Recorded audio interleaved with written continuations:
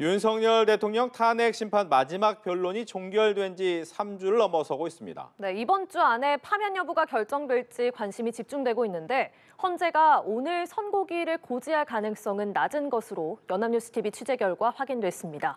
취재기자 연결해서 자세한 내용 들어보겠습니다. 배윤주 기자. 네, 오늘로 윤석열 대통령 탄핵 심판 심리가 시작된 지 95일째를 넘기고 있지만 아직까지 선고기일은 고지되지 않았습니다. 헌재는 역대 대통령 탄핵 심판 사상 최장기간 평일을 이어가고 있는데요. 그러나 오늘도 선고일을 고지할 가능성은 낮은 것으로 연합뉴스TV 취재 결과 확인됐습니다. 헌재는 어제 늦은 저녁까지도 평일을 이어갔지만 여전히 정리할 쟁점이 많이 남아있는 것으로 전해졌습니다.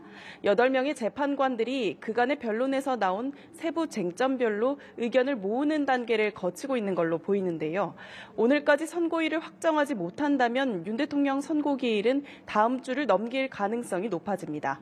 전례를 보면 고 노무현 대통령 당시엔 선고기일 사흘 전에, 박근혜 전 대통령 당시에는 이틀 전에 선고일을 고지했습니다. 한편 헌재가 두 전직 대통령 때와 달리 여러 사건을 함께 심리 중이어서 평의가 길어지고 있다는 분석도 있었는데요.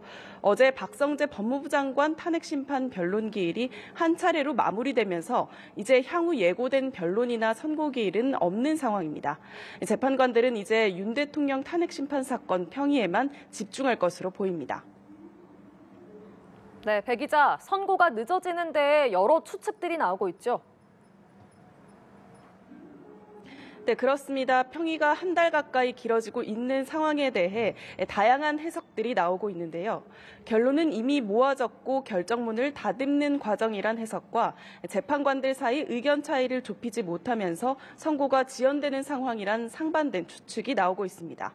법조계 일각에서는 최종 표결 전에 세부 쟁점에 대한 위헌 위법 여부와 그 중대성에 대해 만장일치로 의견을 수렴하기 위해 평의가 길어진다는 분석도 나옵니다. 쟁점별로 의견이 갈릴 경우에는 일부 재판관의 소수 의견을 결정문에 담게 되는데 이 경우 헌재 판단에 불복하는 목소리가 높아질 수 있다는 겁니다. 또 결정문을 인용, 기각, 각하까지의 경우의 수로 모두 준비해놓고 선고 당일에 표결할 가능성도 제기되고 있는데요. 박 전 대통령 사건 때도 선고 당일 선고 직전에 판결을 한 것으로 알려졌습니다. 한편 헌재에는 윤 대통령 선고와 함께 한덕수 국무총리 탄핵 심판 선고도 남아 있습니다.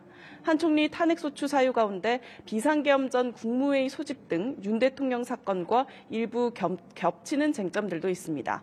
역시 선고일은 지정되지 않은 가운데 한 총리 탄핵 심판 선고를 윤 대통령 선고와 함께 내릴지도 헌재는 고심하고 있는 걸로 보입니다. 지금까지 헌법재판소에서 연합뉴스TV 배윤주입니다.